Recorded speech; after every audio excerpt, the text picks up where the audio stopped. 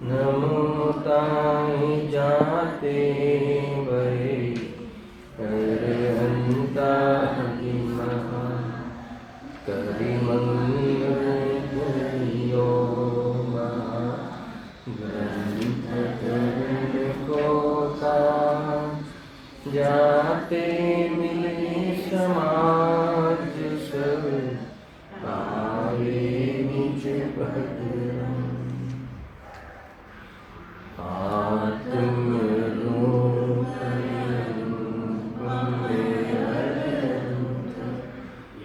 आइन के भव सिंधु तरो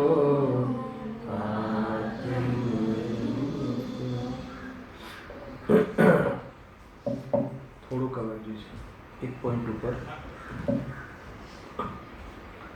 આ શ્રી મોક્ષમાં પ્રકાશક ગ્રંથ છે. 7મા અધિકાર ઉપર આપણે સ્વાધ્યાય ચાલી રહ્યો છે. બસ બરાબર. એમાં નિશ્ચયવાસીની સ્વચ્છંદતા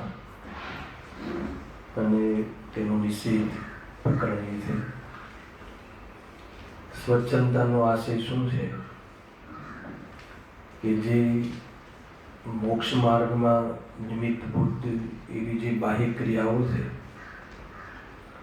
સ્વાધ્યાય આદિ જે બાહ્ય ક્રિયાઓ છે, એનો એ સર્વથા નિષેધ કરે, દૃષ્ટિમાં નિષેધ કરે, પરમાર્થ ન માને, પરમાર્થથી મોક્ષનું કારણ ન માને તો એ તો જ્ઞાની છે. પરંતુ એને પ્રવૃત્તિમાં પણ નિષેધ કરે, જીવનની ચર્યામાં પણ નિષેધ કરે. એને ચર્યામાં નિષેધ કરવાનો જે અભિપ્રાય છે એનો નિષેધ છે.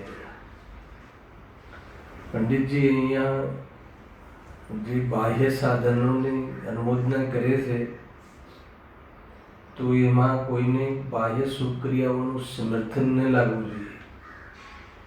એ તો જે નિશ્ચયવાસી મિથ્યા દ્રષ્ટિ નિશ્ચયની વાત સાંભળીને વગર અનુભવે બાહ્ય કાર્યોનો નિષેધ કરે છે, એ કાર્ય કરવાનો નિષેધ કરે છે, એના અભિપ્રાયમાં એ ચર્યાનો નિષેધ છે, એનો નિષેધ કરવા અહીંયા સમર્થન આપવામાં આવે છે ક્રિયાઓનો. એટલી વાત અહીંયા સાવધાનીપૂર્વક સમજવી.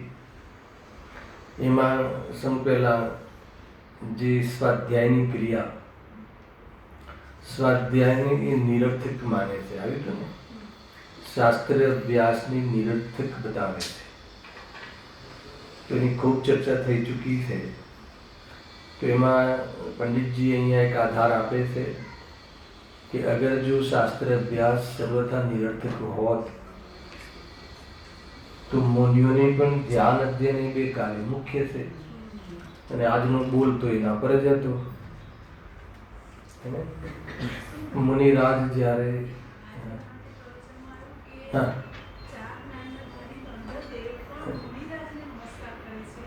હા એ તો જ્યારે નમો લોહી સબ્બ સાવણ બોલે ને એટલે એમાં ઉપચાર આવી જાય.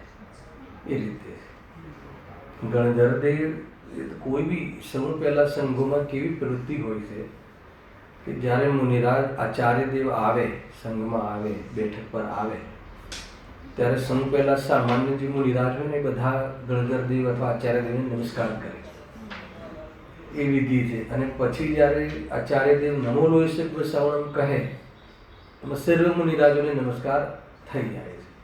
એટલો એકમાત્ર અભિપ્રાય છે. આજના વ્યાખ્યાનમાં ઘણી વાત આવી કે મૂળ મુનિરાજને તો સ્વરૂપમાં લીનતા, આત્મલીનતા એ જ મુખ્ય છે. પણ સ્વરૂપમાં ન રહેવાય ત્યારે ચિત્તને શ્રુતમાં જોડે છે. કેટલી વાર આવ્યા એના શ્રુતમાં, સત્શ્રુતમાં ચિત્તને જોડે છે. એટલે સ્વાધ્યાય કરે છે અને એના માધ્યમથી વળી પાછો એ વિકલ્પ છોડીને તો કથન છે અથવા સ્વરૂપમાં સમાઈ જાય છે.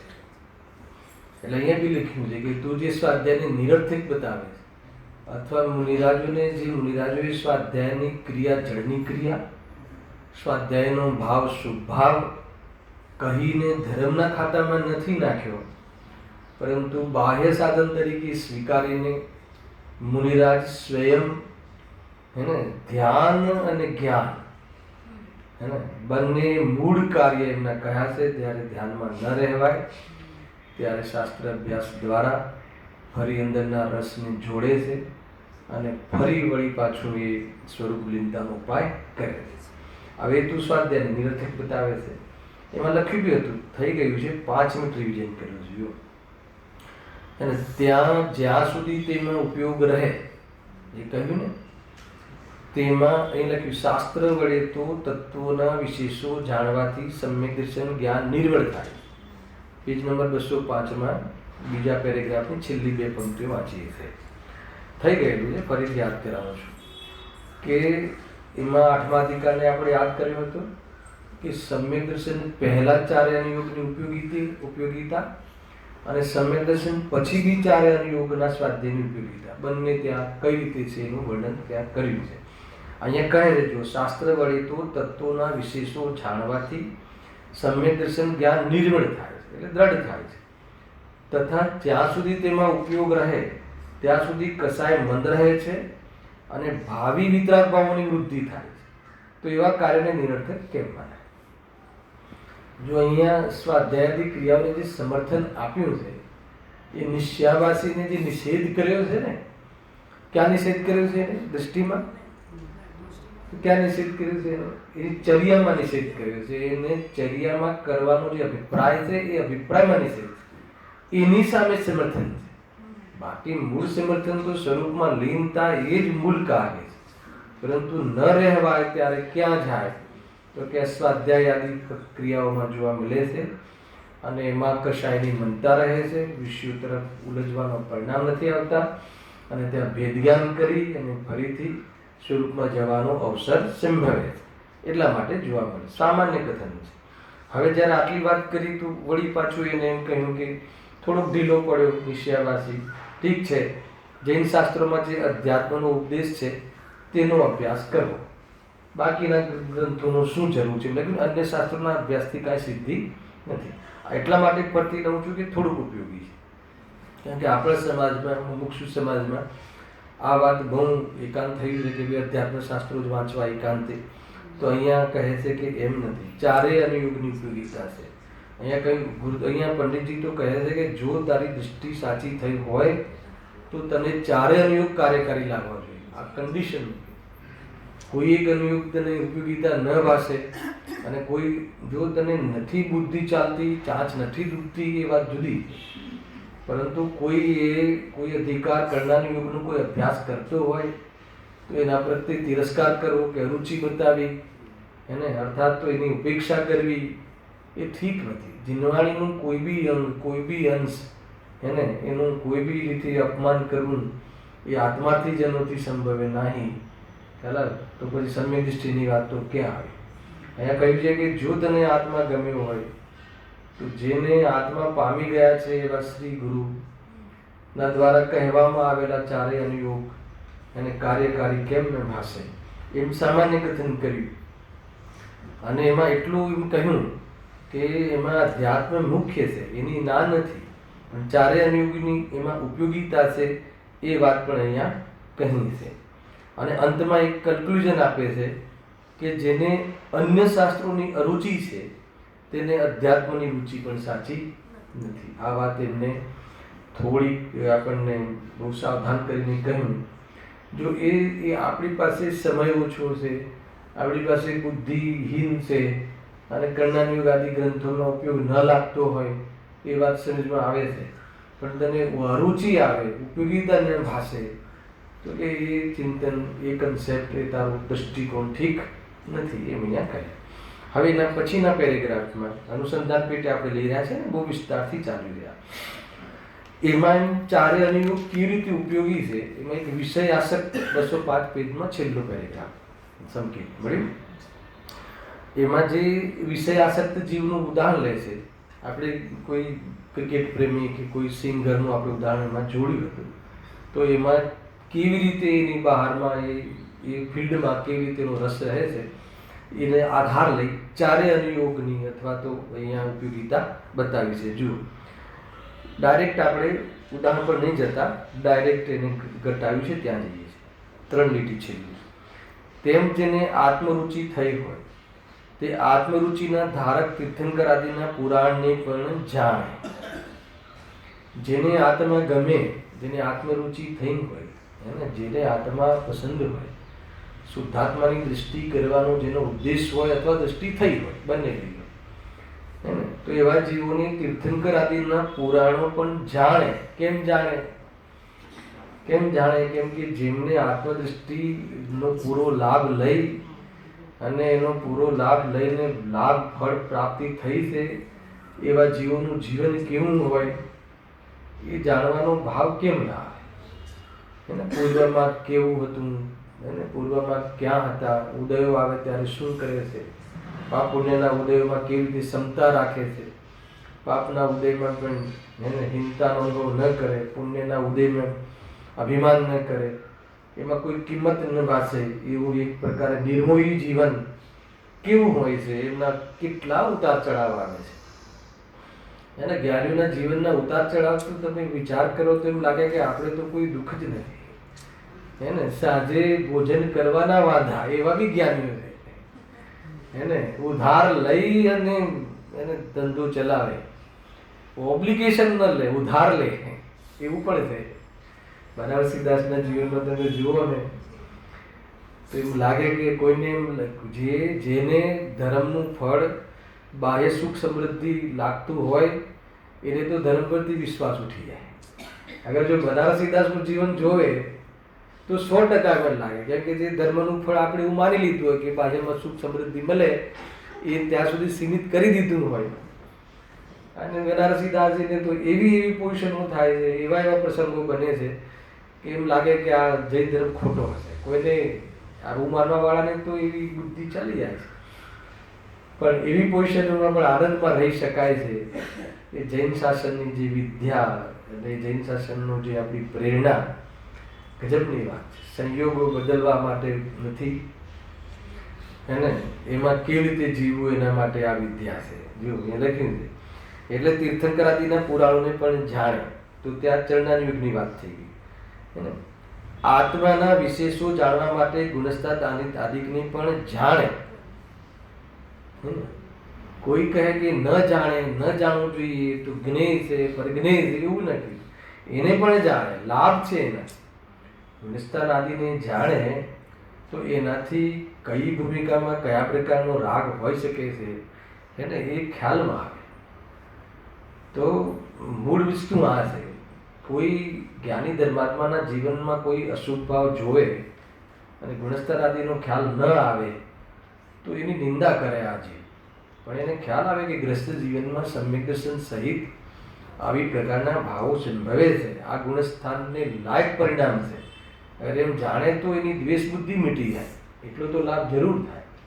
ખ્યાલ આવે કે નહીં? નહીં તો કોઈ થોડુંક ધાર્મિક જીવ હોય અને કોઈ વેપાર આદિને જોવા મળે, મજબૂરીથી કોઈ એવી જાતિના પરિણામો જોવા મળે એની ભૂમિકાને યોગ્ય, તો આખી કે જો આ ધાર્મિકનું નામ ચોલો પહેરીને ફરે છે, ધાર્મિક નામ ધરાવે છે, અરે પણ તેને ખ્યાલ નથી કે કયા ગુણસ્થાનમાં ક્યાં સુધી પરિણામો આવી શકે છે. ખ્યાલ આવે? કદાચિત બીજાના જીવનની સામે ન જોવે તો પોતાના જીવનમાં કોઈ અશુભ ભાવ આવે તો એક પ્રકારથી કોમ્પ્લેક્સ માઇન્ડ થઈ ગયા છે ને ઘણી વખત. શું કહેવાય ઇંગ્લિશમાં? હા, ઇન્ફિનિટેડ એવું કાંઈ કહેવાય. હા, તો એ રીતે કોમ્પ્લેક્સ હીન અનુભવ કરે છે. તો કે એનાથી ડરવાની જરૂર નથી, એનાથી કોઈ માર્ગ પર શંકા કરવાની જરૂર નથી. એવો ભાવ આવે તો પોતાનું ભેદ જ્ઞાનનું કાર્ય છોડવાની જરૂર નથી.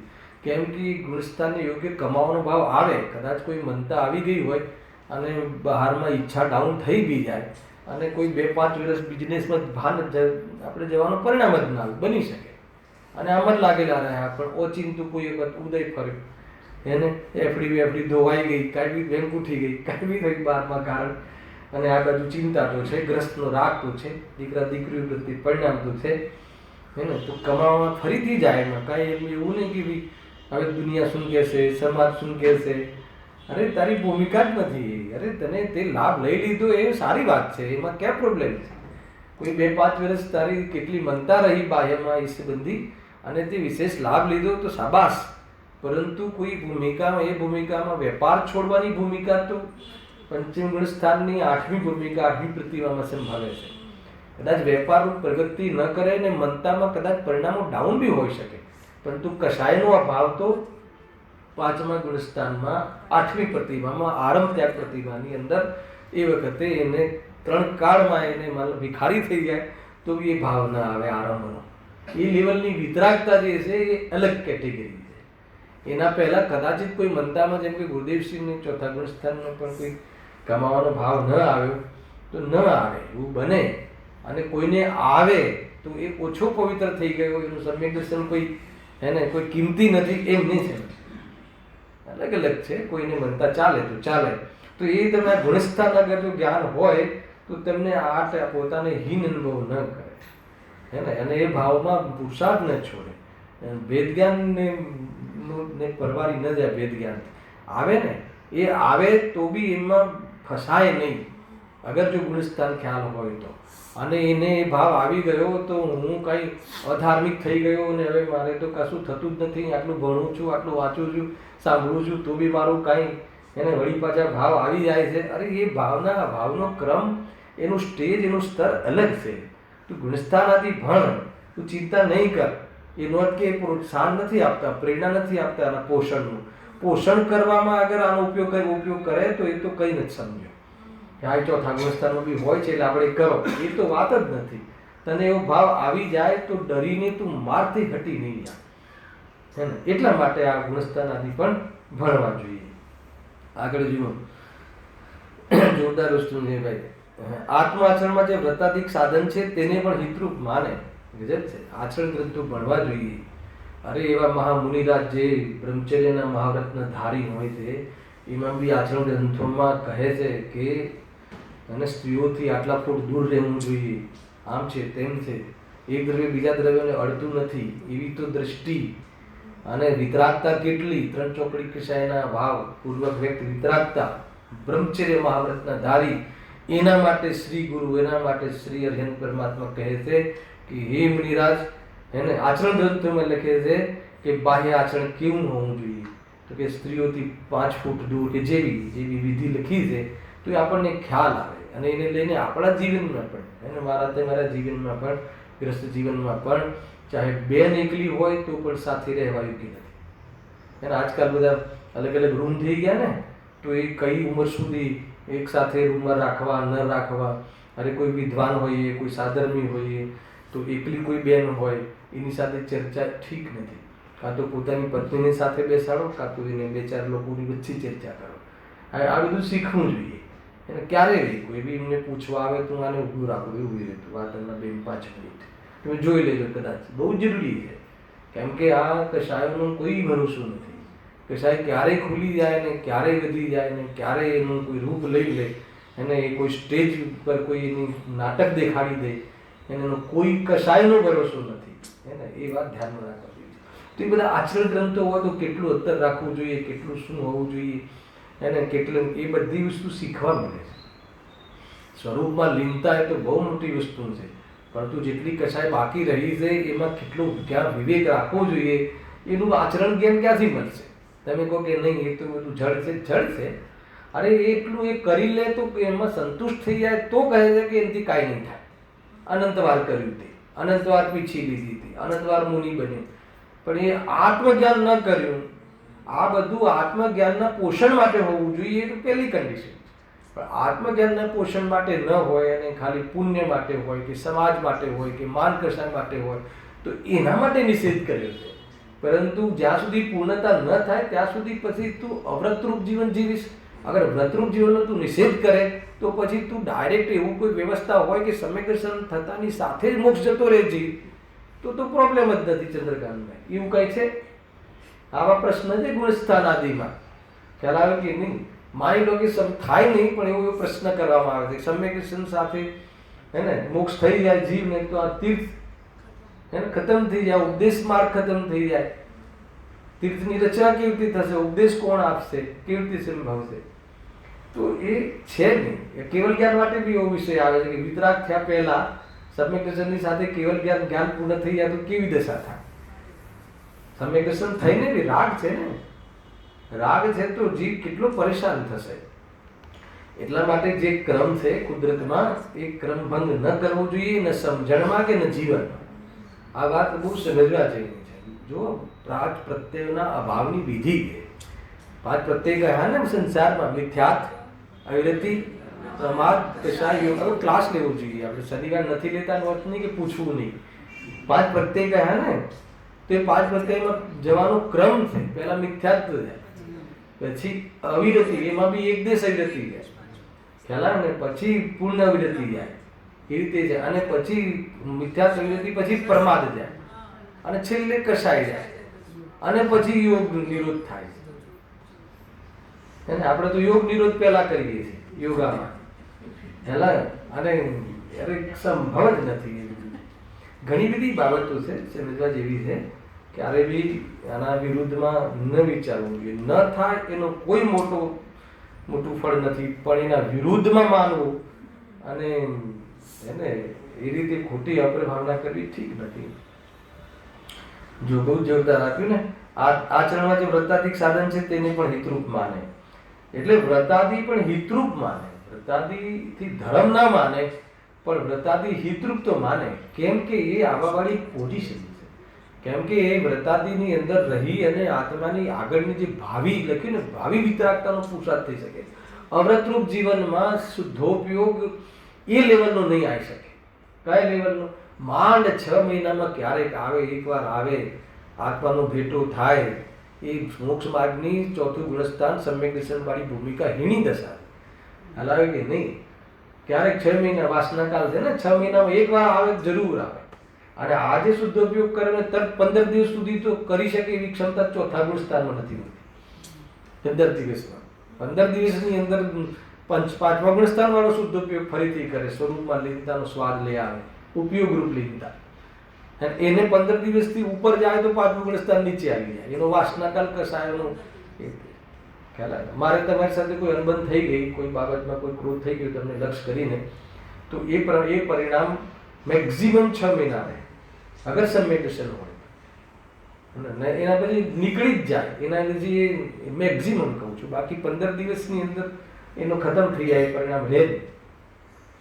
આ બધા વાસનાકાલ છે, આ એ પ્રમાણે પરિણામ છે ને. તો જે અવ્રતરૂપ જીવનમાંથી ડાયરેક્ટ જે હર અંતરનું લખ્યું ને, લાખો વાર અંતર મુહૂર્તમાં સેંકડો વાર સ્વરૂપમાં જઈ આવે. આજે ઉદ્દેશ્યના પ્રયોજનો નોટ્સ કરો એક વસ્તુ ફેલાવ્યું કે નહીં. સેંકડો વાર સ્વરૂપમાં લીન થઈ આવે, સેંકડો વાર અંતર મુહૂર્તમાં. એક મુહૂર્ત નહીં ચંદ્રકાંતભાઈ, 48 મિનિટ બી પૂરી નહીં, યથાયોગ્ય અંતર મુહૂર્તમાં સેંકડો વાર સ્વરૂપમાં જઈ આવે. તો બહારમાં અવ્રતરૂપ જીવન હોય, ઉપયોગ રોકાવાના બીજા અશુભ સ્થાન હોય, તો એ પ્રકારની ભૂમિકા ન આવે. એટલા માટે વ્રતાદિની જાપ જે પ્રકારે આવશ્યકતા છે, અનિવાર્યતા છે, જીવન એ પ્રમાણેની લાઈફસ્ટાઈલ છે, એની જીવનચર્યા છે, એનો નિષેધ કરે અભિપ્રાયમાં, અને એ પ્રમાણે એની પ્રવૃત્તિનો નિષેધ કરે તો કહે છે કે નિશ્ચયવાસી છે. અહીંયા જ્ઞાનીને એને સમ્યક દૃષ્ટિ જીવને આંખમાં આંસુ આવે છે. અવ્રતરૂપ જીવનને એ નથી ચાહતો, વ્રતરૂપ જીવન ચાહે છે. એને વશ થઈ જાય છે અસંયમને, પણ અંદરમાં બહુ પીડા હોય છે. ખ્યાલ આવ્યો કે બહુ પીડા હોય છે. નથી જોઈતું આ જીવન. આ જીવનમાં ક્યાં સુખ છે સમજમાં આવે છે કે નહીં? આખી વાત ગજબની વસ્તુ છે ભાઈ. ચંડાનો યોગ અને દ્રવ્યાનો યોગની જે સંધિ છે, અગર એ સંધિ તને પસંદ ના હોય તો દ્રવ્યાનો યોગ તને વાતોમાં ગમે છે, એની વાતો મીઠી લાગે. કેમ કે આખિરકાર તો મૂળ ગોલ તો વિતરાગી થયું છે કે નહીં? તો ખાલી પ્રતીતિ માત્ર રાગ પર દ્રષ્ટિ છૂટી છે સમ્યક દર્શનમાં, એટલું જ કામ થયું છે. એને રાગ તો પૂરેપૂરો બાકી છે. તો રાગ જ્યાં સુધી નહીં મટે ત્યાં સુધી એને સંસાર નહીં મટે. તો એને મટાડવા માટે જે બાહ્યમાં ઉપાયો છે, બાહ્ય તરીકે ઉપાયો છે, એ ઉપાયોનો અગર તું એને નિષેધ કરે, એવી જીનવાણીનો આધાર લઈને નિષેધ કરે, તો કે તારા જેવો કોઈ દુષ્ટ કોઈ નથી. એમ કહે નિશ્ચયવાસીની દુષ્ટતાનો કોઈ ચરમસીમા ગજબની હોય છે. એમ કહે છે. તો તું અહીંયા શાસ્ત્ર સાહેબ એને નિરર્થક કહે છે, અહીંયા કહે છે ચારે અનુયોગની ઉપયોગિતા બતાવી. ચારે અનુયોગની ઉપયોગિતા છે, એક અનુયોગ નહીં. હે ને? દ્રવ્યાનુયોગમાં દ્રઢતા થાય છે. મેં ઘણી વાર કહ્યું હતું કે દ્રવ્યાનુયોગ અનુસાર આપણો અનુભવ હોવો જોઈએ, પુરુષાર્થ હોવો જોઈએ. ચરણાનુયોગની આજ્ઞા અનુસાર આપણું જીવન હોવું જોઈએ. અને કર્ણાનુયોગ સંબંધી આપણે જ્ઞાન હોવું જોઈએ. કઈ ભૂમિકામાં કેટલો રાગ બાકી છે, હજુ હું ક્યાં ઊભો છું. એ કર્ણાનુયોગ એ બેરામીટર છે, થર્મોમીટર છે કે તમે ક્યાં કેટલો તાવ બાકી છે. 105 ડિગ્રીમાંથી 104 ડિગ્રી 101 ડિગ્રી થઈ ગયો તો તાવ ઘટ્યો કહેવાય, હે ને? પરંતુ ડૉક્ટર કહે છે કે હજુ 101 ડિગ્રી તાવ છે, નોર્મલ નથી. તો એ થર્મોમીટર બતાવે છે, હે ને? તો એ થર્મોમીટર છે. એટલે કર્ણાનુયોગ સંબંધી પણ જ્ઞાન હોવું જોઈએ. અને પ્રથમાનુયોગના અનુસાર આપણા જીવનમાં પ્રેરણા હોવી જોઈએ કે જ્ઞાનીઓના કેવી જાતિના પ્રસંગો આવે છે, પરંતુ કેવી રીતે પોતાનો આત્મવૈભવને જ મુખ્ય કરે છે. ઘણી બધી બાબતો છે. અંતમાં એમ કહે છે, આટલે સુધી થઈ ગયું છે, અડધો કલાક રિપીટિશનમાં ગયો, પણ જરૂરી છે. કોઈ નવા આવે ને, મારા ડૉક્ટર સાહેબ નવા, રાકેશભાઈ, તથા તેનું યથાર્થ જ્ઞાન. જો અંતમાં બી લખે છે કે એનું યથાર્થ જ્ઞાન. શાનું યથાર્થ જ્ઞાન? ચારે અનુયોગોનું યથાર્થ જ્ઞાન માટે શબ્દ ન્યાયશાસ્ત્ર આદિ પણ જાણવા જોઈએ. બહુ મોટી વાત છે, હે ને? કે અગર જો તમને શબ્દ એટલે વ્યાકરણ, ન્યાય એટલે નહીં, એ સંબંધી જ્ઞાન નહીં હોય તો શાસ્ત્રોના રહસ્ય હૃદયમાં નહીં ખુલે. એટલે એમ નથી કે એમાં કોઈ વ્યાકરણમાં માસ્ટરી કરવી, પણ જેટલી જરૂરી છે, જેટલું જરૂરી છે એટલું તો અહીંયા જાણવું જ જોઈએ, એમ અહીંયા પંડિતજી કહે છે, હે ને? એમ નથી કે ન જાણવું જોઈએ. ભાઈ એ અર્પિતને ખાસ કે તમે જે આ માર્ગમાં લાગ્યા છો, તો આપણે બધાની વાત છે, તો શાસ્ત્રનું તો પલ્લવગ્રાહી વિદ્વતા ના હોવી જોઈએ, ઠોસ જ્ઞાન હોવું જોઈએ. નહીં તો કોઈ બી ભાવાવેશમાં આવીને કોઈ બી માન્યતા ઘર કરી દેશે, નિર્ણય નહીં થઈ શકે સાચો. ઠોસ જ્ઞાન આ માર્ગમાં આવવું છે ને, ઠોસ જ્ઞાન હોવું જોઈએ. 25 વર્ષ પહેલાં મેં જ્યારે મારી એન્ટ્રી થઈ, મને આમાં ગમ્યું. બુદ્ધિ તો હતી નહીં, એટલી શાસ્ત્રીય તો હતું નહીં, લૌકિક અભ્યાસ બી કર્યો નહીં કાંઈ, પણ સમજણ ના પડે તો બધા શાસ્ત્રો પહેલાં ભેગા કરવાનો આનંદ, એટલા શાસ્ત્રો ગરબા લાગી. પછી કોઈ બી શબ્દ ના મળે તો બધી ડિક્શનરીઓ વસાવી, તો એના શબ્દનો અર્થ ના કરીએ. આજે દિમાગમાં એક અર્થ સ્વાધ્યાયમાં આવે ગુરુદેવના માધ્યમથી કે કોઈ વક્તાના માધ્યમથી, તો જ્યાં સુધી એનું ભાવાસન અર્થ ખ્યાલ ના આવે ત્યાં સુધી નહીં ઊંઘવાનું. નિયમ 2 વાગી જાય, રાત્રે સવારે 4 વાગી જાય, પણ એનો અર્થ જ્યારે ખ્યાલ આવે ત્યાં સુધી એ બહુ જરૂરી છે ભાઈ, એને પલ્લવગ્રાહી વિદ્વત, પલ્લવગ્રાહી ખ્યાલ આવે. એમાં એવું છે કે ભાઈ બ્રહ્મબદ્ધ પર્યાય, નિમિત્ત, ઉપાદાન, સત્કારક આદિ મહાન સિદ્ધાંતો છે, એનું ઠોસ જ્ઞાન હોવું જોઈએ. માત્ર ઘણી વાર છે ને આપણે જેમ કે આપણને એમ લાગે કે વિદ્વાનોમાં બી આવી તકલીફો હોય છે, શ્રોતાઓમાં બી આવી તકલીફો હોય છે કે બસ એક માત્ર દુર્લભતા બતાવે, એક માત્ર હોય એની થોડી વાત, વૈરાગ્યની વાત આવે છે ગુરુદેવશ્રીમાં થોડી 2-5 મિનિટ, પણ મૂળ સિદ્ધાંત, હે ને? જેમ કે આખું પીરિયડ જતો રહે રીતે કે મનુષ્ય પણ દુર્લભ છે, જૈન શાસન મળવું દુર્લભ છે, એમાં બી પછી દેવશાસ્ત્ર ગુરુ મળવા દુર્લભ છે, એમાં બી ગુરુદેવ મળવા દુર્લભ છે, અને પછી દેવશાસ્ત્ર ગુરુની મહિમા અને આ ને તે આખો કલાક ને પછી ગુરુદેવશ્રીની મહિમા. અરે પણ દુર્લભ છે તો પછી કરવાનું શું? એ આખો કલાક દેવ ગુરુ શાસ્ત્ર અને ગુરુદેવની મહિમામાં 1 કલાક જતો રહે.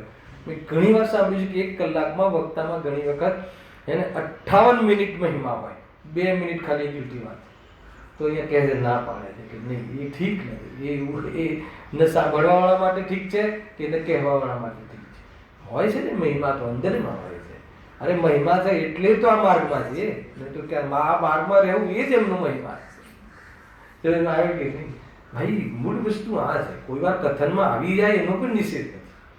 બુદ્ધિપૂર્વક ના હોય તો અબુદ્ધિપૂર્વક આવી જાય. જ્યાં અંદરની વાત ગમે, સાંભળજો, હું તમને એક બતાવું શું લોજિક છે.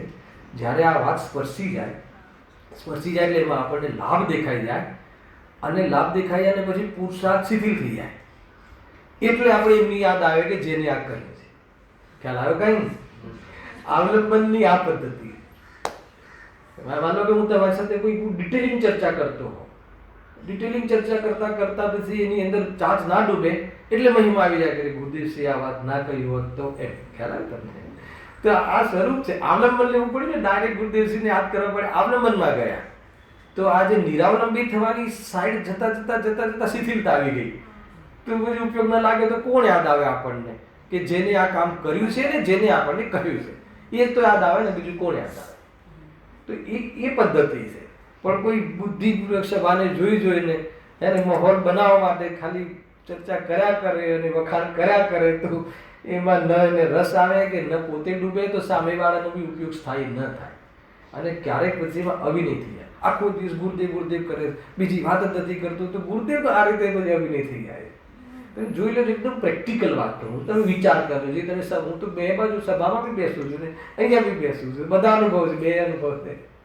શ્રોતા તરીકે બહુ સાંભળ્યા છે પ્રવચનો. જીતુભાઈ સમજમાં આવે છે કે નહીં? તો આ વાત સમજવા જેવી. કોઈ બી વસ્તુમાં અંદર તમને કોઈ ઉપલબ્ધિ થતી ના જણાય તો પછી એ તમને ત્યાં તમારો ઉપયોગ ત્યાં સ્થિર ન થાય, નોર્મલ ના થાય. દેવ મહિમા પેરેલલ ચાલે કે દેવ મહિમા ગુરુદેવની મહિમા અને સમજો જે આપણને પોતાના સ્વભાવની મહિમા, દેવ મહિમા પેરેલલ ચાલે કે? મને બતાવો કે ગુરુદેવની મહિમા એટલે શું? અરે સ્વભાવની મહિમા એ જ ગુરુદેવની મહિમા. માન લો કે પિતાની આજ્ઞા માની ક્યારે કહેવાય? હા હા બોલીએ ત્યારે માની કહેવાય કે એ પ્રમાણે પ્રવૃત્તિ કરીએ ત્યારે માની કહેવાય? ખ્યાલ આવે? પાત્રતામાં પહેલા ગુરુદેવની મહિમા હોય કે ન હોય? સાથે જ હોય. તો મહિમા મને તમારી મહિમા ક્યારે આવે? લાભ લાગે તો મહિમા આવી. કોઈ બી લૌકિકમાં બી લાભ જ ના દેખાય તો પછી એકદમ કોરી ફોર્માલિટી છે. એવું થઈ ગયું. જ્યાં સુધી લાભ દેખાય એ લાભ લેતો હોય એ વાસ્તવમાં એમને સાચો મહિમા કહેવાય. અને પછી યાદ આવી જાય એવા જીવોની યાદ શું કામ ના આવે? શ્વાસમાં વસેલા હોય એવા જીવો તો ક્યાં જાય? ઉપયોગ જાય ને સ્વરૂપમાં ના જાય તો ક્યાં જાય? એને શ્રી ગુરુના ચરણમાં જ જાય, એમના શરણમાં જ જાય. એ બહુ સાહજિક સહજ કાર્ય છે. એ કોઈ બુદ્ધિપૂર્વક કરવાના કાર્ય સહજ છે. એમાં એ રીતે એ તો આયોજન હોય એમાં સહજ હોય. આયોજન કરતા હોય ને કોઈ ત્યારે એમાં સહજ હોય, અરે અસહજ હોય છે, બુદ્ધિપૂર્વક હોય. બાકી અહીંયા આપણને આ વાત કોણ બતાવે? તરત જ યાદ આવી જાય કે અરે આ વાત આપણને આ પહેલા વાંચતા હતા ત્યારે કંઈ અર્થ અલગ હતો અને હવે સાચો અર્થ બુદ્ધિશ્રી બતાવ્યા પછી આપણા પરિણામ અલગ થઈ ગયા. એનું નામ મહિમા છે. પરિણામ અલગ થવા એ મહિમા છે. હેલા અને કોઈ વાર કથનમાં આવી જાય તો આવી જાય, એનું નામ નથી. પણ આખા પીરિયડો આખો ક્લાસ એમ કહે, દુર્લભતા બતાવ્યા રાખે, એનું મહિમા બતાવ્યા રાખે, પછી એને શું બતાવ્યું એ ન આવે તો શું કરવાનું? અમે લોકો તો જે શું કહેવાય પડદા પાછળ બેક સ્ટેજમાં અમે લોકો વિદ્વાનો હાથ પકડીને કહી દઈએ કે આ ચેન્જ કરો, આ નહીં ચાલે. ખરેખર જીનવાણીની સામે કહું. જે બી વિદ્વાન સાથે કેમ કે અહીંયા જે લોકો આવે છે એનો કિંમતી સમય લઈને આવ્યા હોય અને બેઠા હોય છે, તો પછી જે આખા કલાકમાં જો એમ આવે તો પાછળ જ્યારે જે પતે ને પછી અલગથી શાંતિથી કહીએ કે આ ઠીક નથી શૈલી, બદલો, તત્વ વાંચો. એમ કેવું જોઈએ? એમ જે આગળ પડતા તમે જે બેરોજ વ્યક્તિઓ હોય કારોબારી કહે કોઈ દોષ નથી આવતો. ખેર આ તો સામાન્ય કથન કહ્યું, રાગ દ્વેષ માટે નથી કહ્યું. બહુ જરૂરી છે. આપણી પાસે માંડ તો અહીંયા આવ્યા હોય, માંડ તો ઉપયોગ લાગતો હોય અને એમાં પછી ઉપયોગમાં કાંઈ ના આવે તો શું મતલબ? એ રીતે આ બધું એમાં લખ્યું છે ને. જોઈએ, સ્વાધ્યાય જોઈએ, શાસ્ત્ર આદિ પણ જાણવા જોઈએ, એટલે તેનો પણ પોતાની શક્તિ અનુસાર થોડો અથવા ઘણો અભ્યાસ કરવો યોગ્ય છે. અહીંયા કહ્યું. હવે અહીંયાથી આપણે નવો વિષય આજે ચાલુ કરીએ છીએ. આપણી પાસે કાલનો બી દિવસ છે. પ્રશ્ન કરે છે હવે એની સામે સાંભળજો. પદ્મનંદી પંચવિસંતિમાં એમ કહ્યું છે કે શું કહ્યું છે? જે બુદ્ધિ આત્મ સ્વરૂપમાંથી નીકળી બહાર શાસ્ત્રોમાં વિચરે તે બુદ્ધિ વ્યભિચારિણી છે. આ કોના તરફથી? શિષ્ય તરફથી. તમે શાસ્ત્ર સ્વાધ્યાયનો આગ્રહ કરો છો, તમે સ્વાધ્યાય આદિ બાહ્ય સાધન તરીકે કહો છો, અને આચાર્ય પદ્મનંદી દેવે એમ કહ્યું કે જો બુદ્ધિ શાસ્ત્ર તો પરદ્રવ્ય છે અને એમાં જો બુદ્ધિ થાય, અનુરાગીણી થાય તો એ બુદ્ધિ વ્યભિચારિણી છે. એનું શું અર્થ એમ કહ્યું છે? એમાં અમારી ક્યાં ભૂલ છે? ખ્યાલ આવે ભાઈ? આચાર્ય દેવે કઈ પરિસ્થિતિમાં આ વાત કહી હશે, કોના માટે કહી હશે, કયા અભિપ્રાયથી કહી હશે? અરે જે કલ્યાણકારી વાત કરવા વાળા હોય એમાં આ વાત કહેવામાં શું કલ્યાણ લાગ્યું હશે એ વાત આપણે સમજવી જોઈએ. આ કહેવા પાછળનો શું આશય હશે? ખ્યાલ આવે કે નહીં? કોઈ જીવ એકમાત્ર શાસ્ત્ર સ્વાધ્યાય કરે અને પોતાને મહંત માને, એમાં સંતુષ્ટ થઈ જાય અને એક શબ્દનું પણ વાચ્ય એના હૃદયમાં ન ઉતારે તો એના માટે કહેવાય છે કે વ્યભિચારણી છે, કે એ કહેવાય. લીધું હતું ને ઉદાહરણ પેલું હલવામાં કડસી બહુ ફેરવે, અંદર રમતી હોય, પરંતુ એક કણનો બી સ્વાદ ન લે. ખ્યાલ આવે ને, હલવો બનાવીએ ને આપણે, પણ હલવામાં કેટલી વાર રમે? શું થાય હર્ષદભાઈ? રમે ને કડસી શું જે બી ખોટું તાવે તો જે બી, પણ એક કણનો બી સ્વાદ લે છે? નથી લેતો. એમ આજે શાસ્ત્રોમાં રમે પરંતુ સ્વાદ ન લે, કે દુનિયાને સમજાવે એવું છે.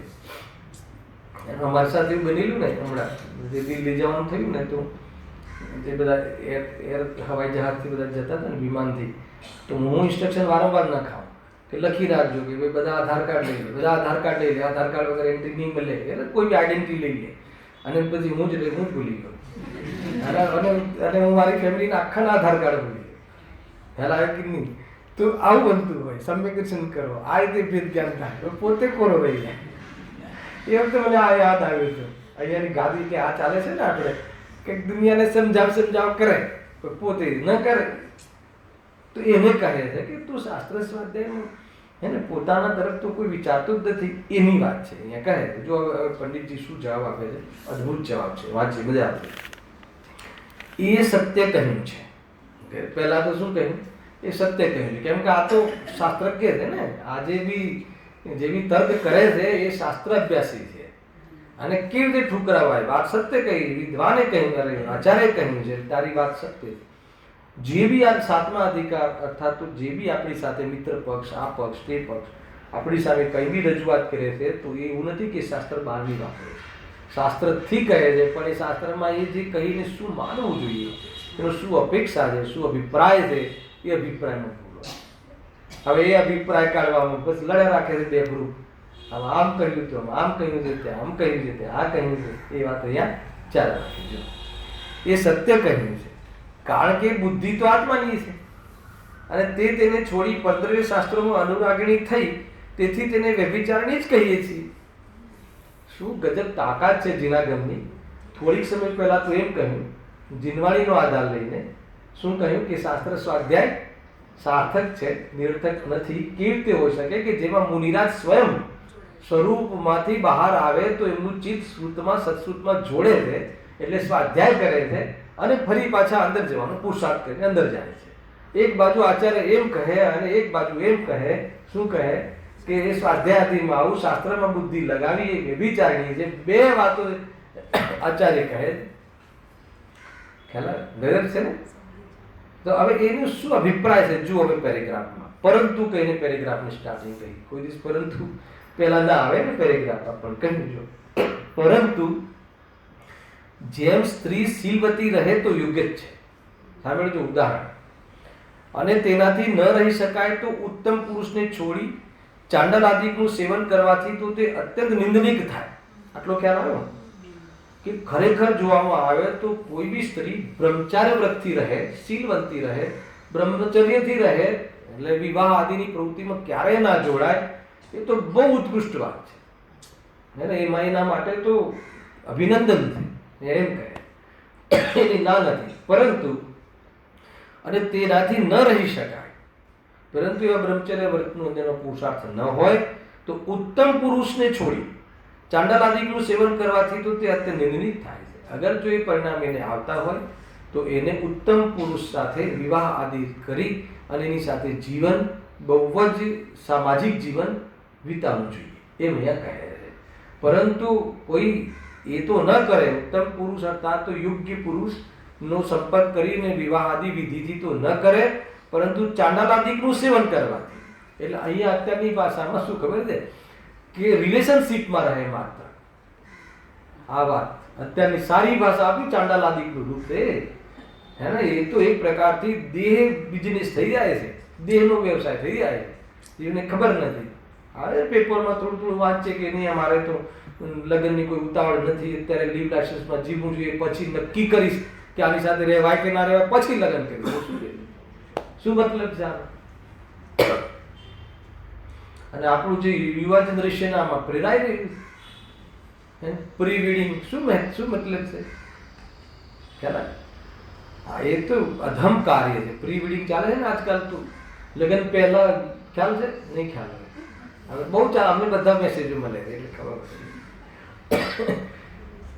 લગ્ન પહેલા લગ્ન જેવા બધા જ બહાર ફરીને સ્થાનમાં રહીને ઘરની પરમિશનથી એને ફોટા આદિ પાડીને પછી જે બી કરવાનું લગ્નના દિવસે મોટા મોટા પેલા પડદા ઉપર એનું રિલે કરે એમ જ છે ને. હું તો ક્યારે જતો નથી કોઈના લગ્નમાં એ ટાઈપના. હું તો ડાયરેક્ટ હે ને 10 મિનિટ જેવી હોય વિધિ કરી નીકળી. પણ આ બધું ખ્યાલમાં આવે છે, ચંદ્રકાંતને ખ્યાલ આવે છે, પ્રી વેડિંગ છે આ.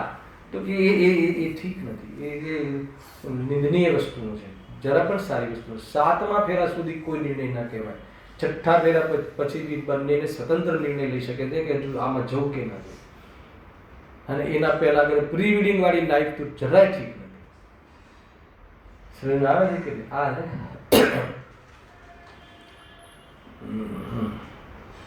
પુરુષને છોડી ચાંડાલ આદિનું સેવન કરવાથી તો તે નિંદિત થાય છે. તેમ બુદ્ધિ આત્મ સ્વરૂપમાં પ્રવર્તે તો તે યોગ્ય જ છે. સ્વરૂપમાં રહી જાય તો તારા માટે સિકંદર ભગવાન ગૌણ થાય તો બી તને જરા પણ દોષ લાગતો નથી. શું કહ્યું?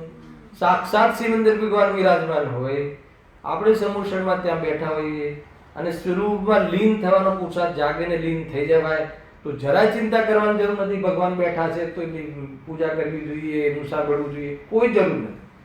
તો એ જ યોગ્ય છે. પણ આગળ લખ્યું પરંતુ ન રહી શકાય તો પ્રશસ્ત શાસ્ત્ર આદિ પરદ્રવ્યને છોડી અપ્રશસ્ત વિષય આદિમાં લાગે તો તે મહાનિંદનિક થાય છે. અગર જો સ્વરૂપમાં ન રહેવાતું હોય તો તારે ક્યાં રહેવું જોઈએ? બહાર, હે ને? તું સ્વરૂપમાં તો છે ને. નિશ્ચયવાસીજીને આપણે કહી શકીએ કે તમે અંદર તો રહી શકતા નથી, તો પછી તમે એ સમયમાં ક્યાં રહેશો? તમે આ ક્રિયાનો નિષેધ કરો છો. આ વાત પ્રશ્ન પૂછવો જોઈએ આપણે. એમ મહાનિંદિક જ થાય. હવે મુનિજનોને પણ સ્વરૂપમાં ઘણો કાળ બુદ્ધિ રહેતી નથી તો તારી કેવી રીતે રહે છે? મુનિરાજને સ્વરૂપમાં એટલી તાકાત નથી કે નિરંતર રહી શકે, તો તું કેવી રીતે રહી શકે? નિશ્ચયવાસી માટે કહે છે જો આ કેવી વસ્તુ છે કે શાસ્ત્રનો નિષેધ નથી. સૌથી પહેલા તો સંતુષ્ટ થઈ જવું એમાં ધર્મ માનીને, એનો નિષેધ છે. હું જનરલી એવું ઉદાહરણ આપતો હોઉં છું કે કોઈ બહેન, કોઈ પત્ની, કોઈ સ્ત્રી, મહિલા લગ્ન કરીને સાસરે જાય છે. સાસરે ગયા પછી એના પતિ સાથે કે ત્યાંના ફેમિલી સાથે થોડાક દિવસો પછી પરિણામ થાય છે કે હું હવે હે ને અહીંયા કેટલા દિવસ ક્યાંક જવાનું પરિણામ થાય તો એને ક્યાં જવું જોઈએ? પિયરમાં આવે. કારણ પિયરમાં આવવું યોગ્ય છે, એમાં પિયરમાં આવે એનો નિષેધ નથી. પણ પિયરમાં આવીને રોકાઈ જાય, 1 મહિનાની જગ્યાએ 2 મહિના થઈ જાય, 3 મહિના થઈ જાય તો શું થાય? વાતો થાય. ના ખ્યાલ આવ્યો? બહુ મોટો વિષય મળી જાય. કેમ આ બાજુ કહો? મોટો વિષય મળી જાય ને. શું થયું હશે? કેમ પાછી આવી? શું થયું? તો એનો નિષેધ છે. કેટલી મર્યાદામાં રહેવું, કેટલું રહેવું, ખ્યાલ આવે ને? તો એ ત્યાં રોકાઈ જવું ઠીક નથી. જ્યાં તું થોડા દિવસો માટે આવે ને એ તો કોઈ ચિંતા નથી, બધું માન્ય છે. પરંતુ ત્યાં રોકાઈ જાય અને ત્યાં તને એકત્ર થઈ જાય તો વાત ખતમ થઈ ગઈ. એ રીતે શાસ્ત્ર આદિમાં આવવું કોઈ પાપ છે એમ નથી, હે ને? જેમ 5 પાપોમાં આવવું એવી રીતે શાસ્ત્રમાં આવવું એવું પાપ છે એમ નથી. એ તો પાપ પુણ્ય ને બે, પાપ અને પુણ્ય બે એક છે અધ્યાત્મની અપેક્ષા. બાકી 9 તત્વ, 9 પદાર્થ, 9 ભેદ કેમ કર્યા? એક જ વસ્તુ 2 કહો છો શું કરવા? લાગ્યું ને? તો 2 અલગ અલગ છે, બંનેની પ્રકૃતિ અલગ છે, બંનેના કર્મ અલગ છે, બંનેની પરિસ્થિતિ અલગ છે, બંનેમાં નિમિત્ત પણ અલગ અલગ છે, ફળ અલગ છે અને બંનેનું નિમિત્ત પણ અલગ છે. પાપમાં રહીને સ્વરૂપનો પુરુષાર્થ થતો નથી. સ્વરૂપથી જ પતિત થઈ જાય છે પાપ પરિણામમાં. પુણ્ય પરિણામમાં સ્વરૂપથી જ પતિત નથી થતો. સ્વરૂપમાં જવા માટેનો ઉપાય થઈ શકે છે. આ બધા અંતર છે કે નહીં? પરંતુ બંને બંધના કારણ હોવાથી અને શુદ્ધ ભાવ અબંધરૂપ હોવાથી એની સામે એ બંને અમારા માટે એક જ છે. આખો પાપ પુણ્ય અધિકાર જોઈ લો તમે. આ બેઝ ઉપર ચાલે છે. દ્રષ્ટિની વાત અલગ છે અને દ્રષ્ટિ થઈ ગયા પછી જીવન જીવવામાં ક્યાં કેટલું કેવી રીતે શું એ વાત આપણને ખબર હોવી જોઈએ. નહીં તો એમાં બહુ અલગ થઈ જશે. કહે જો અંતમાં એને સમેટે છે એ વાક્યને. માટે શાસ્ત્ર અભ્યાસમાં ઉપયોગ લગાવવો યોગ્ય છે. હાલ ને? હવે શાસ્ત્ર અભ્યાસમાં ઉપયોગ લગાવવો જોઈએ કે સ્વરૂપમાં લગાવવો જોઈએ? તો એની માટે તો સ્વરૂપમાં જ લગાવવું જોઈએ, એ જ જવાબ આવશે. પણ સ્વરૂપમાં ન લાગે તો પછી ક્યાં લગાવવું જોઈએ? તો કે શાસ્ત્ર અભ્યાસમાં જ લગાવવું જોઈએ, બીજે નહીં લગાવતું, નહીં તો ભારે પડી જશે. કેમ કે શાસ્ત્રમાં એ તાકાત છે, શાસ્ત્રમાં એ નિમિત્ત પણ છે કે તને સ્વરૂપમાં જવાની પ્રેરણા આપે. પાછો જા સ્વરૂપમાં જા, સ્વરૂપમાં જા, હે ને? અને શાસ્ત્ર સિવાય બીજે જઈશ તો શું રાખ્યું એ ધર્મમાં? કેટલો ધર્મ કર કરી, સમ્યક દ્રષ્ટિઓ જલસા કરે છે, તને શું પ્રોબ્લેમ છે? તું બી રોકાઈ જતો, આવા શબ્દો ચાલે. અને જલસા કરે છે, સમ્યક દ્રષ્ટિ જલસા કરે, તને જલસા લાગે છે, એ જ તો તારું નિશ્ચયવાસપણું છે. હાલા કે નહીં? કેવું કહે, તાટાની ભઠ્ઠીમાં આવ્યા હોય એવું લાગે ભોગોમાં. બુદ્ધિસિંહ જો પુણ્યમાં આવું એવું લાગે, પુણ્ય પરિણામમાં તો પેલું તો હળાહળ ઝેર છે. શાસ્ત્ર સ્વાધ્યાયનો તો નિયમ લેવાય. હા, સ્વરૂપમાં તો મેં એમાં નિયમથી ન જવાય. એમાં તો નિયમ લેવો જોઈએ, નિયમ લેવો જોઈએ, નિયમ અપાવડાવવો પડે. સ્વરૂપમાં જવામાં તો બહુ સરસ. હા, એકદમ બરાબર.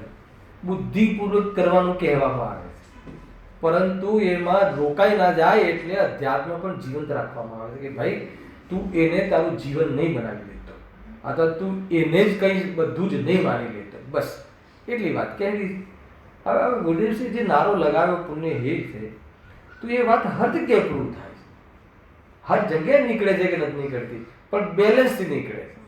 એટલી જબરજસ્ત બેલેન્સથી વાત નીકળે છે. વળી દ્રવ્યાદ, હા હવે બીજું શું હતું? હતું ને આ બધું બતાવ્યું છે ને, ગુણસ્થાન, દ્રવ્યાદિના, માર્ગસ્થાન અને ત્રિલોકાદિના વિચારોને વિકલ્પ ઠરાવે. હવે સાંભળજો, એ વાતની બહુ જોરદાર ચર્ચા છે. વળી દ્રવ્યાદિકના અને ગુણસ્થાન આદિકના વિચારોને તું વિકલ્પ ઠરાવે છે. શું કહે છે? વિકલ્પ ઠરાવે છે. એ કોના તરફથી લખ્યું છે? આ શ્રોતા તરફથી, દલીલ કરીને નથી. એ તો વિકલ્પ છે. આ બધા વિકલ્પ છે. ગુણસ્થાન ગુણે વિકલ્પ. તો પછી આ તો માન લો કે હું ગાયક છું, આત્માનંદ ગુણનો પિંડ છે, એ વિકલ્પ નથી? એ બી તો વિકલ્પ છે. ખ્યાલ આવ્યો? હવે વિકલ્પમાં ભેદ કરે છે. અને આત્માના વિકલ્પ થાય એને આત્મજ્ઞાન સમજે છે, અને ભોગાદિના વિકલ્પ થાય એને સંસાર સમજે છે. ખરેખર તો બંને વિકલ્પ છે. ગુણસ્થાનાદિ વિકલ્પ છે, તારી વાત સાચી છે, એની ના નથી, લખ્યું છે. આ જવાબ આપણે હવે એ વિકલ્પ તો છે. પંડિતજી તરત જ જવાબ આવે, પ્રશ્નોત્તર ઓર પેટા ના બનાવે. વાત તારી સાચી છે, વિકલ્પ જ છે. અમે ક્યાં ના પાડીએ છીએ વિકલ્પ નથી? વિકલ્પ જ છે. જો આગળ શું લખ્યું? પરંતુ ઉપયોગ નિર્વિકલ્પ ન રહે અને આ વિકલ્પોને ન કરે તો અન્ય વિકલ્પ થાય છે. ખ્યાલ? માની લો સંકેત મને બતાવો કે આપણે અહીંયાથી ગયા, પાડી પાછું થોડું સ્વાધ્યાય કર્યું, 2-3 કલાક સ્વાધ્યાય કર્યું, વેપાર આદિમાં ગયા, પછી સાંજે ઘરે આવ્યા. આપણે તો કલાકનો નિયમ લીધો હતો ને 2 કલાક વાંચ્યું. ઉપકાર કર્યો ને આને તો કોના પર? 1 કલાકનો નિયમ લીધો હતો, એ બી લેવડાવ્યો હતો. કોણે? પપ્પાને રસ હોય એટલે વિદ્વાનને બોલાવી દે, એટલે વિદ્વાન રત્નત્રયના વિધાનમાં લીટી આવે છે ને, પછી એ નિયમ લેવડાવે કે ભાઈ કમસે કમ હવે તમે એમને બોલાયા છે તો અડધો કલાકનો નિયમ તો લો તમે. હવે નિયમ લેવડાવે એટલે નિયમ પ્રમાણે ભણી લીધું. મને બતાવો કે અગર જો એ વિકલ્પ છે, વાત સાચી છે, એ બી શુભ વિકલ્પ છે, વાત સાચી છે, પણ એમાં નિર્વિકલ્પ થઈ જાય તો એના જેવું કોઈ ઉત્તમ વસ્તુ નહીં.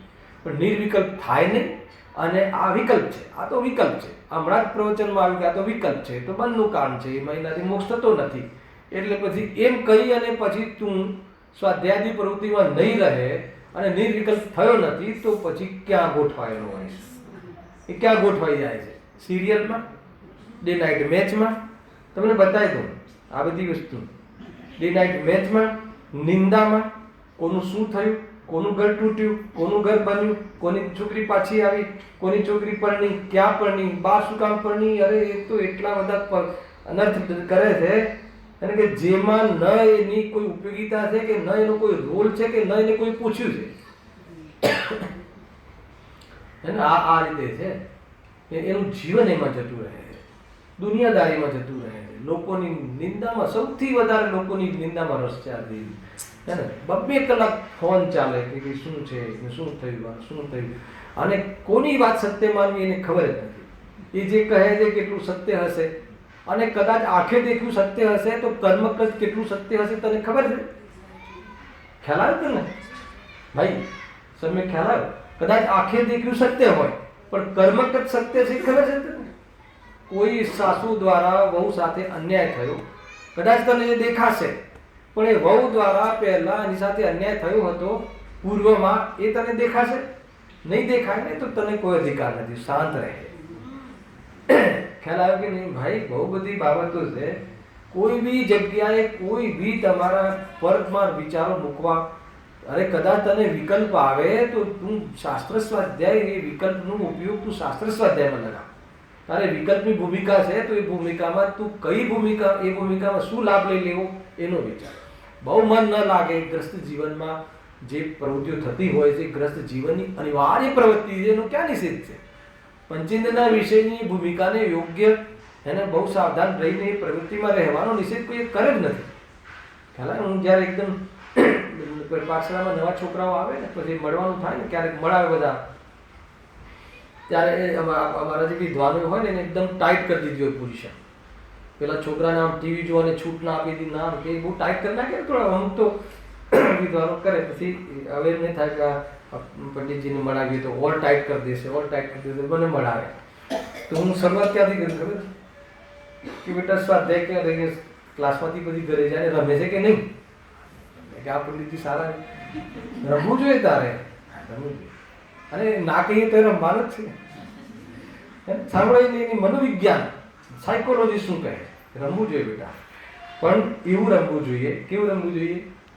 ખ્યાલ આવ્યો કે નહીં? તને જે શોખ હોય તો ફરવું બી જોઈએ. નહીં ફરવાનું ક્યાં, શોખ હોય એ પ્રમાણે ફરવું જોઈએ, પણ કેવું ફરવું જોઈએ એ શીખવાનું હોય. એવું ફરવું જોઈએ કે જે નિંદનીય ના હોય. અને સરકારમાં જેના ગુનો ના હોય. આ બે વસ્તુનું ધ્યાન રાખીને તારી કશાયોની જે મર્યાદા છે એ મર્યાદામાં રહીને તું તારા પ્રવૃત્તિ કરજે. અને કરવી જોઈએ, સમ્યક રીતે વેરવું જોઈએ, એવું લખ્યું શ્રીમદજીએ. ઉદય આવે તો સમ્યક રીતિથી જ્ઞાની વેદે છે ભોગોને. સમ્યક રીતિથી વેદે છે એટલે શું? હાલાવે એટલે એમાં દૃષ્ટિમાં તો સુખ લાગે નહીં, અને આકુળતા છે એનો ખ્યાલ રહે, અને પ્રવૃત્તિ આવી છે તો ઈલાજ રૂપથી એ પ્રવૃત્તિ કરે પણ છે. આ બધું લખેલું છે. તો તમે એકાંત કરીને એક સાઈડનો ઉપદેશ ટાઈટ કરી દેશો તો બી નહીં ચાલે, અને તમે અધ્યાત્મને લઈને ઉડાઈ દેશો તો બી નહીં ચાલે. સમજમાં આવે છે કે નહીં? આ એક જે આ પ્રવૃત્તિઓ કરે છે, કરવા વાળાનો જે પ્રસંગ છે અલગ છે, અને આ ન કરવા વાળાનો પ્રસંગ છે અલગ છે. આ બે ખોટા. જે પેલા કરવા વાળા એમાં જ કરીને સંતુષ્ટ થઈ જાય છે અને આત્મા તરફ ધ્યાન જ નથી આપતા, એ વ્યવહારા પાસમાં જશે. અને કે ભાઈ આ તો આત્માની ચીજ જ નથી એમ સમજીને આ પ્રવૃત્તિમાં ન રહે, એનો પ્રવૃત્તિમાં પણ નિષેધ કરી દે. દૃષ્ટિની જગ્યાએ પ્રવૃત્તિ કરવાના અભિપ્રાયમાં પણ એ નિષેધ કરી દે, તો કહે છે કે એ બી ખોટું છે. બે વસ્તુ બરાબર સમજવું જોઈએ. એટલા માટે હું તમને આજે ફોર્મ્યુલા વારંવાર યાદ કરાવું છું. કોઈ તમને એવું ન લાગવું જોઈએ કે એ ક્રિયાઓનું સમર્થન છે, અને એવું ન લાગવું જોઈએ કે ભાઈ આ ક્રિયાઓને ઉડાવવાની વાત કરે છે. કોઈ બી ના પ્રવચનમાં આ બે કન્સેપ્ટ જો ક્લિયર વક્તાને કે શ્રોતાને નહીં હોય તો જરૂર ભૂલ થશે કે ભાઈ આ તો ઉડાવે છે. અને વ્યવહારા પાસેનો પક્ષ વાળો એમ કહે છે કે આ તો આખી ઉડાવી દીધી, ક્રિયા જ ઉડાવી દીધી આ લોકોની. તો એને કદાચ પ્રશ્ન કરે કે તમે તો ક્રિયાને ઉડાવી દો છો ને, તો વળી પાછું જોરમાં કહે વક્તા ઉડાવવાની જ ચીજ છે ને, હલાય કે નહીં? ઉડાવવાની ચીજ છે ને, ઉડાવી દેવાની. પણ ઉડાવવાની વિધિ સાહેબ કેવી રીતે ઉડાવવું? દુકાને બેસીને ઉડાવવું કે આત્મામાં બેસીને ઉડાવવું એ બતાવ્યું? હલાવ્યું ને, ઉડાવી દે ને, ક્યાં ના છે? તું આવ જ નહીં ને બહાર, પણ તું બહાર આવે ત્યારે ક્યાં જવું એનો તને ખ્યાલ હોવો જોઈએ. ત્યારે ફરવાનો ભાવ આવે તો ક્યાં ફરવું, ઘાસ પર ફરવું કે ક્યાં ફરવું એનો તને વિવેક હોવો. ખ્યાલ આવે કે નહીં? ન ફરવા જાય તો ઉત્કૃષ્ટ વસ્તુ છે, અને એ બી સ્વરૂપમાં રહીને. પણ ફરવા જાય તો તારે એ ચંડાનીઓથી સમજવું પડશે કે લોકની અંદર જીવસ્થાન ક્યાં ક્યાં છે. હવે જો તને જીવસ્થાનની ખબર નહીં હોય તો તને ભોજનનો વિવેક નહીં રહે, ને તને ઉઠવા બેસવાનો વિવેક નહીં રહે. અને એટલી તીવ્રતામાં તું આત્માને નહીં પામે એ જ્ઞાનીઓની ગેરંટી છે. નહીં પામે એમ ના કીધું, એટલી તીવ્રતામાં, અને એટલી તીવ્રતામાં એકત્વ બુદ્ધિપૂર્વક તો ગેરંટીથી આત્માના દર્શન નહીં થાય એવું જ્ઞાનીઓના કથન છે. બોલવામાં ક્યાં વાંધો? સમર્થન આપ્યું કે ના આપ્યું? સમજણ પડી છે કાંઈ કે નહીં? જે રીતની જીવનશૈલી છે એ બહુ જરૂરી છે. બહુ બેલેન્સથી જીવજો, નહીં તો અનર્થ થઈ જશે. હે ને? અધ્યાત્મના રંગમાં રંગાવવું એ તો બહુ મહત્વપૂર્ણ છે. અને અધ્યાત્મના રંગમાં રંગાય ભગવાન આત્મા જેને હર જીવમાં દેખાય, એને બહારની પોઝિશનોમાં એને કોઈ જીવને દુઃખ ન થાય એવું જીવન જીવવાનું સૌથી પહેલી પ્રતિજ્ઞા. અને એ પ્રતિજ્ઞા નિભાવવા માટે પોતાની કશાય બીજામાં કારણ ન બને એની એને તકેદારી હોય. એના સિવાય આ માર્ગ આગળ નહીં વધે, આ માર્ગ ડેવલપ જ નહીં થાય, માર્ગમાં આવશે જ નહીં. કેવી રીતે આવશે? હાલાયો કે નહીં ભાઈ? એમ નથી. ગુરુદેવસિંહ પછી છેલ્લે કાંઈ વાક્ય ના આવે કે પોપાભાઈનું રાજ નથી. કીધું સમજાય છે, વાત પકડાય ને? હું જે કહેવા માંગુ છું એ પહોંચે ને તમારા સુધી. બહુ સરસ. એ બધી બાબતો છે ભાઈ. જો કેટલા હતા. હા, જો પરંતુ ઉપયોગ નિર્વિકલ્પ ન રહે અને આ વિકલ્પો ન કરે, હે ને, આ વિકલ્પો ન કરે, સ્વાધ્યાય આદિમાં ન જોડાય, ચિત્તને ન જોડે, તો ચિત્ત તો જોડાશે ને, મન તો બંધનશે. ઉછલકૂદ કરવાનો એનો ધર્મ છે બાહ્યમાં. અને મન સ્થાયી ન થયું, કોઈ પોતાની ચીજ જે દેખી અને એમાં સ્થિરતાને પ્રાપ્ત ન થયું, તો મનને તો બારમાં બસ એને તો કહે ને વાંદરાને નિસરણી ન આપવી જોઈએ, નહીં તો એને તો ઓર મજા પડી જાય. તો એની વાત છે. તો અન્ય વિકલ્પ થાય છે, તો મનને ક્યાં મનાવશો તમે? કેવી રીતે મનાવશો? તો અન્ય વિકલ્પો થશે. તો એને શ્રી ગુરુ કહે છે કે ભાઈ તું તારું સ્વરૂપમાં તને જવાનો ઉપાય ન ચાલતો હોય, બહુ પુરુષાર્થ ન હોય, તો જે જ્ઞાનીઓએ કેવી રીતે ઉપાય કર્યો છે એકવાર ફેર સાંભળ. ફેર કેવી રીતે થયા? એમને બી આવા ઉદય આવ્યા હતા. તું જે કહે છે પ્રતિકૂળતા એમને બી આવી હતી ને તું જે અનુકૂળતામાં મોહી પડ્યો છે એ તો એના અંશરૂપી નથી. અનુકૂળતાઓ એવી હતી તો ત્યાં બી વિચલિત ન થયા, ત્યાં એમને આરામ ન લાગ્યો. ન પ્રતિકૂળમાં સાંભળો, ન પ્રતિકૂળતામાં વિચલિત થયા ને ન અનુકૂળતામાં આરામ લાગ્યો. એની પાત્રતા છે. હેલા, તો અનુકૂળતા મળે તો આ જ મોક્ષ છે. બીજું મોક્ષ કયું ચંદ્રકાંતભાઈ? હે ને, 5 આંગળીઓ ઘીમાં હોય, હે ને, પાણી માગે ત્યાં દૂધ વધતું હોય, તો હવે એને થાય કે વળી મોક્ષ બીજું ક્યાં હોઈ શકે? એના આનાથી કોઈ જુદું મોક્ષ હોય કે ના હોય? તો કહે છે કે તને ખ્યાલ નથી. તો કે ત્યાં આરામ ન લાગે અને પ્રતિકૂળતાઓમાં કે ને બસ એ મેઇન આ વસ્તુ છે. એ રીતે જો હા, જો સાંભળો, પરંતુ ઉપયોગ નિર્વિકલ્પ ન રહે અને આ વિકલ્પો ન કરે તો અન્ય વિકલ્પ થાય છે. અને તે ઘણા રાગાદી ગર્ભિત હોય. આ લઈશું કાલે બહુ વિસ્તાર. અને એ વિકલ્પ સામાન્ય નથી હોતા, રાગ મિશ્રિત હોય છે. વળી નિર્વિકલ્પ દશા નિરંતર રહેતી નથી, કારણ કે છદ્મસનો ઉપયોગ એકરૂપ ઉત્કૃષ્ટ રહે તો અંતર્મુહૂર્ત જ રહે છે. આ 3 લીટીનો છેલ્લી 3 લીટી નોટ કરી અને આગળ આનો ઓરબી જવાબ કેવી રીતે આપ્યો છે.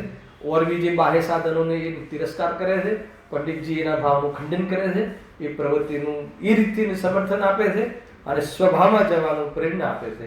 એવી સુંદર બહુ બેલેન્સિંગ ચર્ચા છે. કાલે આગળ જોશું. સહેજાનંદી